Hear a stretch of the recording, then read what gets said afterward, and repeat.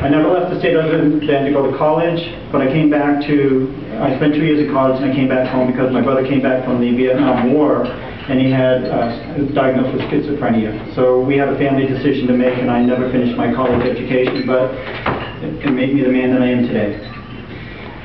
Going forward, my vision for America is that to bring it back into what the intent of Congress is for, a limited government, not to intrude in our lives, not to vote for bills that don't progress us toward financial stability, financial sanity. What I want to do to bring down the deficit is to eliminate some of the departments, such as the Department of Education, and bring the control back here on the state and local level. So that's something that can help out here to give us control here as a state. I want to get rid of the Department of Energy, migrate some of that to the Department of Defense. I want to bring our soldiers home.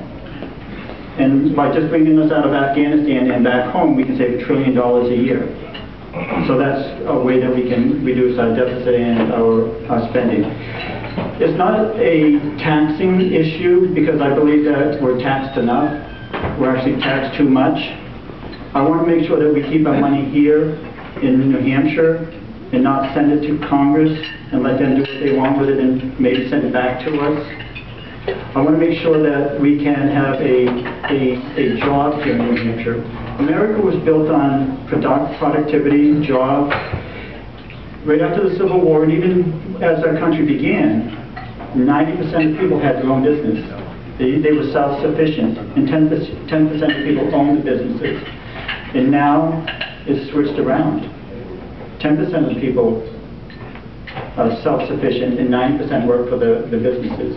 We've got to get back to our way that we had it before, that bring jobs back to the country, and the way that we can do that is lower the amount of money that the Federal Reserve spends so that there's not as much inflation out there. The Federal Reserve said that the interest rate's not going to raise up for the next 2 years, but that's an artificial inflation because if you look at the gas prices in the last 2 years, they've doubled. So to say that there's no inflation out there, then that's not true.